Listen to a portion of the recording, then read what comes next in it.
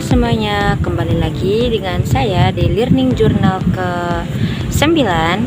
Saya Sulistiawati dengan NIM 221340028. Di sini saya akan seperti biasa menjelaskan ulang di pertemuan hari Rabu kemarin, yaitu dari makalah kelompok 7 atau kelompok pamungkas yang dipresentatori oleh kelompok saya sendiri, dan saya juga terlibat di dalam anggotanya gitu. Nah, kali ini pembahasannya itu mengenai tentang kolaborasi sinematografi dan Departemen Artistik di seluruh tahapan produksi film. Nah, untuk video jelasnya atau lebih jelasnya, mari kita simak. Di kesempatan kali ini yang dipresentatori oleh 5 orang atau 5 pemakalah, yang diantaranya ada Siti Nida sebagai pemateri yang pertama, yang kedua ada Bian sebagai pemateri kedua, yang ketiga ada Naufal, yang ketiga ada saya sendiri, yang keempat ada siapa? Ada Naufal ya. Terus dan yang terakhir itu ada Isna.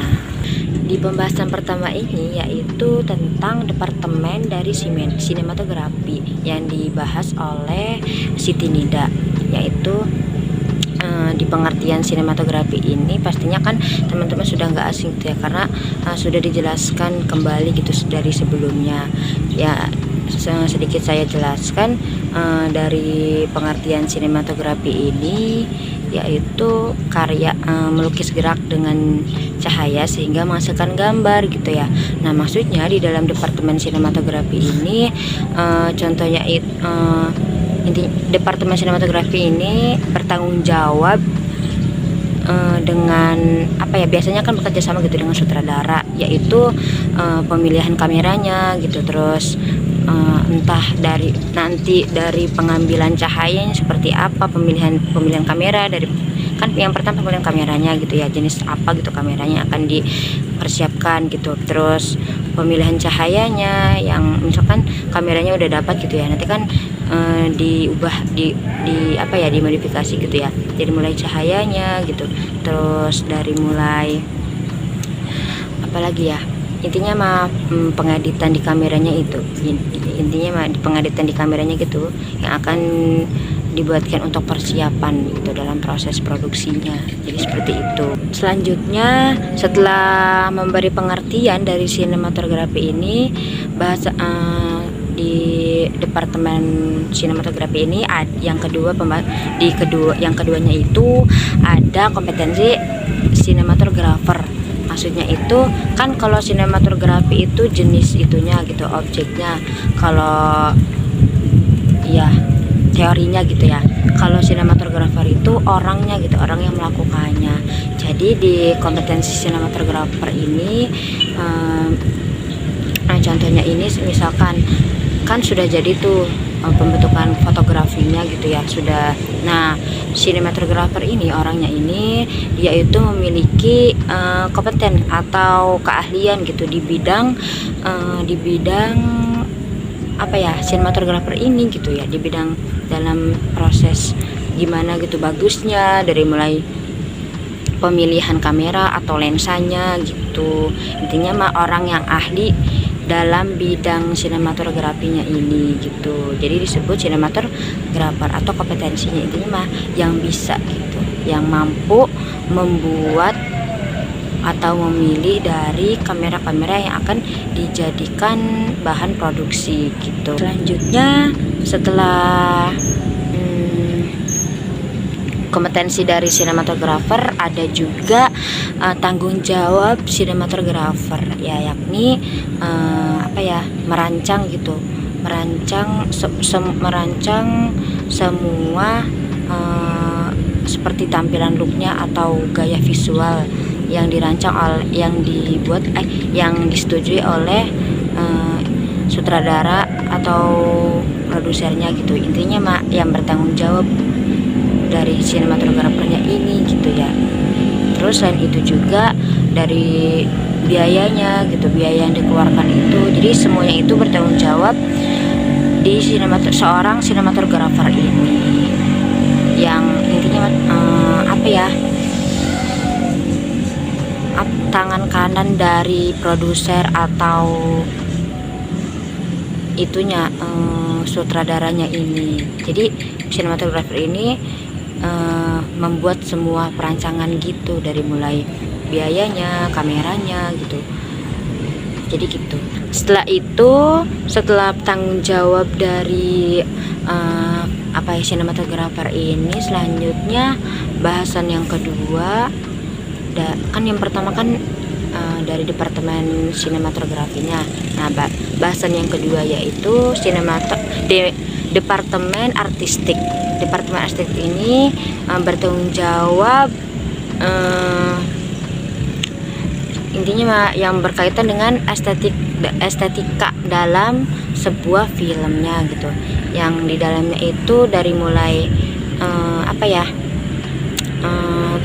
tata riasnya gitu, pemilihan krunya, terus kostum, terus pencahayaan, efek visual, dan elemen-elemen yang mempengaruhi dari keseluruhan pembuatan film ini. Kru yang terlibat di dalam departemen ini di antaranya itu yang pertama ada desain produksi. Nah, tugas-tugasnya itu yakni membuat desain setnya gitu, terus pemilihan lokasi, terus pembuatan set di studio, dekorasi, dan properti lainnya. Selain itu juga tanggung jawabnya dari desain kostumnya gitu, tata riasnya, yang supaya bisa menjadikan audiovisual itu menjadi lebih bagus, indah, atau estetika. Jadi gitu. Selanjutnya ada penata konsep. Penata konsep ini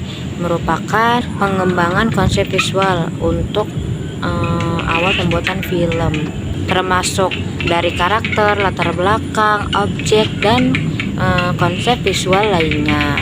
Yang selanjutnya ada penata artistik yang bertanggung jawab di keseluruhan visualnya gitu ya.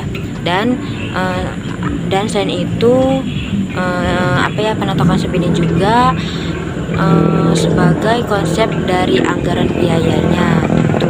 Selanjutnya ada penata artistik yang bertanggung jawab sebagai desain visual yang keseluruhan, dan selain itu juga bertanggung jawab di semua anggaran dari artistiknya gitu. Selanjutnya yaitu ada set designer, yakni orang-orang yang bertanggung jawab dalam proses industri filmnya, di televisi gitu, untuk mengatur atau menyusun elemen-elemen dekoratif di dalam set untuk menciptakan tampilan yang sesuai dengan visi artistik dari produksi tersebut. Yang selanjutnya ada set dresser. Ini hampir sama dengan yang tadi, yaitu intinya mengatur dan menata properti serta dekorasi di dalam set, tetapi sesuai dengan arahan dari set designer atau art direkturnya gitu. Selanjutnya ada runner atau buyer, yakni yang bertanggung jawab sebagai pengadministrasi gitu ya. Terus untuk logistik, pengadministrasi logistik gitu ya, dan pembelian yang mendukung kelancaran produksi secara keseluruhan gitu. Selanjutnya ada supervisor efek khusus, dan yang terakhir itu ada supervisor visual effect. Nah, itulah beberapa pembagian departemen kru di dalam departemen artistik ini gitu. Nah, selanjutnya setelah itu ada tahapan dalam produksi film. Nah, tahapannya ini terbagi menjadi 3. Yang pertama ada praproduksi, ada produksi, dan pasca produksi. Di pembahasan ini, di tahapan ini, yang pembahasan pertama yaitu ada praproduksi di tahapannya kan, yang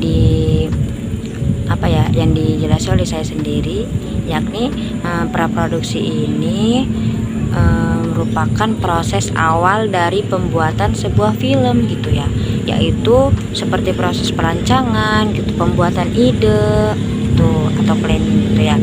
Nah, contohnya itu kayak seperti pembuatan naskahnya, membuat skenarionya gitu ya, atau yang akan dibuatkan untuk naskahnya gitu, dan memilih masalah. Jadi kan yang pertamanya itu mencari masalahnya gitu, masalahnya. Nah, masalahnya itu mengambil dari key personnya ini orang yang sumber dari permasalahan tersebut gitu ya. Contohnya di ada kasus narkoba gitu misal.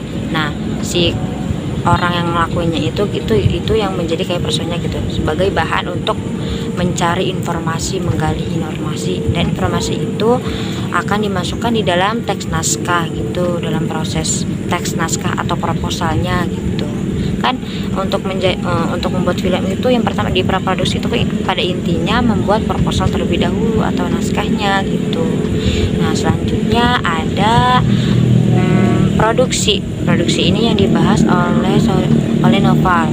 Nah, di dalam produksi ini yakni proses pensyutingan atau proses inti, yaitu pengambilan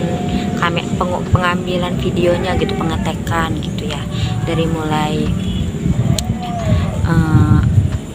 bagian kru kameranya gitu yang terlibat kan, intinya mah mensyuting gitu, daripada proses adegannya gitu. Intinya mah tahap produksi ini tahap pensyutingan, proses pengambilan videonya itu yang akan dijadikan sebuah film. Nah, yang terakhir yaitu ada tahapan praproduksi. Setelah perancangan atau setelah membuat naskah atau proposal, terus pensyutingan atau pengambilan video, yang terakhir ada praproduksi ada pasca produksi ya, maaf. Nah, pasca produksi ini sesudah dari kedua tahapan tersebut, yakni proses pengeditan ya kan. Pasti kalau sudah pensyutingan itu kan diedit kembali gitu ya oleh departemen yang bertanggung jawabnya gitu. Intinya mah proses pengeditan dari mulai pencahayaannya, dari kontrasnya gitu, dan menggunakan aplikasi apa yang sesuai gitu, supaya menjadi sempurna atau bagus gitu. Nah, yang selanjutnya setelah itu kan tadi udah selesai dari semua pembahasan, dari mulai pengertian sinematografi sampai ke tahap proses tahapannya. Setelah itu ada yang bertanya, kenapa kalau misalkan pembuat buku ini bisa enggak gitu ya dijadikan sebuah produser, intinya yang terlibat dalam proses pembuatan filmnya gitu ya, apakah bisa gitu. Dan jawabannya itu terlibat gitu atau bisa, karena kan ceritanya itu ada di dalam dirinya gitu, ada di dalam pembuat bukunya gitu ya, yang akan dijadikan sebuah filmnya gitu. Itu pertanyaan yang salah satunya dari salah satu teman. Selanjutnya ada resensi film. Resensi filmnya itu kelompok kami menggunakan judul Bolehkah Sekali Saja Ku Menangis, yang dibintangi oleh Prilly Latuconsina. Dia itu anak yang dari keluarga yang tidak cemara ya. Jadi ayahnya itu super berontak gitu. Dan Prilly itu memiliki trauma gitu dulunya gitu ya, sampai besarnya. Jadi intinya mah ayahnya itu selalu memberikan kekerasan pada anaknya gitu, yaitu Prilly gitu. Sampai dalam pesan bagi BK-nya itu ada nilai kekeluargaan, nilai emosionalnya gitu dari seorang Prilly-nya itu intinya gitu dari resensi film ini. Nah, itulah beberapa penjelasan dari saya dari kelompok 7 ini yang dipresentasi oleh saya dan anggota lainnya. Mohon maaf jika pembahasan saya kurang lengkap atau kurang jelas. Saya pamit undur diri. Sampai bertemu pada Learning Journal ke-10. Dadah.